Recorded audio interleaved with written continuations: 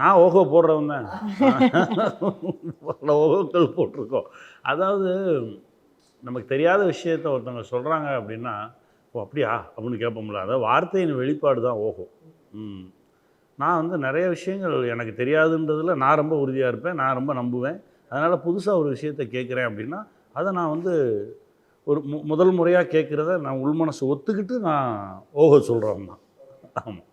அதில் எங்கேயுமே ஒளிச்சு மறைச்சி எனக்கு எல்லாம் தெரியும், தெரியாத ஒரு விஷயத்த ஒருத்தன் சொன்னால் கூட அப்படின்றதெல்லாம் கிடையாது.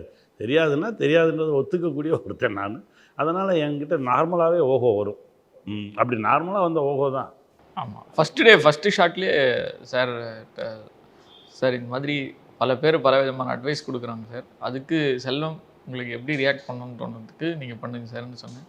ஸோ ஃபஸ்ட்டு ஷாட்டில் ஃப்ரேமில் பார்க்கும்போது அந்த இந்த கேரக்டர் சார் எப்படி பர்சீவ் பண்ணி அதுக்குன்னு ஒரு சார்கிட்டேருந்து ஒரு யூனிக்காக அந்த ட்ரேட்மார்க் வெர்ஷனாக அது இருந்தது. அதுக்கப்புறம் ஒரே மாதிரி இல்லை, எல்லா ஓஹோவும் ஒரு மாதிரி வேரியேஷன்ஸ் இருக்கும். அதில் நான் ரொம்ப வியந்தது என்னென்னா, ஒரே ஒரு ஓஹோ மட்டும் டிஃப்ரெண்ட்டாக இருக்கும். அது நீங்கள் ஷார்ஜாவில் கொடுத்தீங்க சார். ஓஹோ அது